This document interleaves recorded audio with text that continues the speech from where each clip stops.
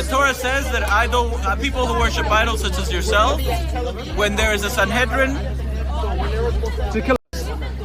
Yes. Okay. That's what the Torah says. So we know how the Jewish people feel about Christians, yes? That you discriminate against Christians. Christians are idol worshippers. You discriminate against Christians. The Torah says that Christianity is idol worship. Let me ask you. You worship three gods. Let me ask. Well, what's the punishment if you transgress the Noahide laws? Now, technically speaking, I see anyone in a church, and they're bowing down, they're a non-Jew, I can shoot them. Not a problem. Asking what's going to be with the Goyim when Mashiach comes. Will they be destroyed and annihilated? Someone asked, who cares? Okay. As a nation, they'll cease to exist, even as individuals. Every individual, no survivors. Not only as a nation, they'll cease to exist, even as individuals. As Goyim, they're gone. Their personality, as they exist, bifnei atzmam, as they would exist independently of Klal Yisrael, they don't exist. They're done. In modern terminology, they call it cultural genocide. There's a term for it by the progressives. It's called cultural genocide, and they talk use the word genocide. So there's the opinion who says v'karka kol b'nei sheis that they'll be annihilated. They basically learn there's going to be cultural genocide. That you know what the goyim as they exist as goyim b'fnei atzmam, that's done with. Batul u'mavutul. You got to keep a low profile. If you got a fancy car, don't show off with it in front of the goyim. You want to build a beautiful house, don't make it so fancy outside so the goyish neighbors are going to say, "Wow, look at those wealthy."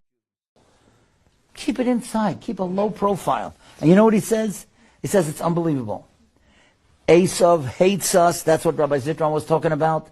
Esav hates us because they still are angry that Yaakov took the bracha. And he says, why is it that if a person has $100, he has to show off as if he's got 200? If he's got 1,000, he's got to show off that he's got 2,000. Rabbi said, let's keep a low profile. Don't tell the people at work, especially if they're not Jewish, about all your nachas. They don't have nachas like we have. They don't have a Friday night meal like we have. They don't have wonderful children that are giving them nachas like we have. Don't talk about your kids. Don't spread out all these chats if there are people there that don't have what you have, especially if they're not Jewish. It's hurting them. Keep a low profile. In Germany, the Jews wouldn't push their nose into society, judges, lawyers, this, everywhere, control, politics, money, success. It drives them crazy.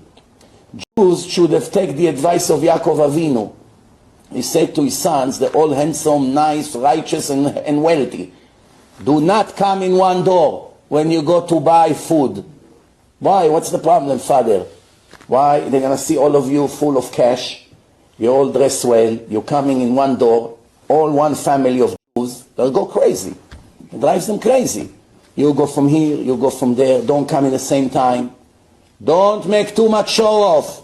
Not to talk about build mansions and drive fanciest car and 10 carats diamonds in every finger and all these things that drives them even more crazy.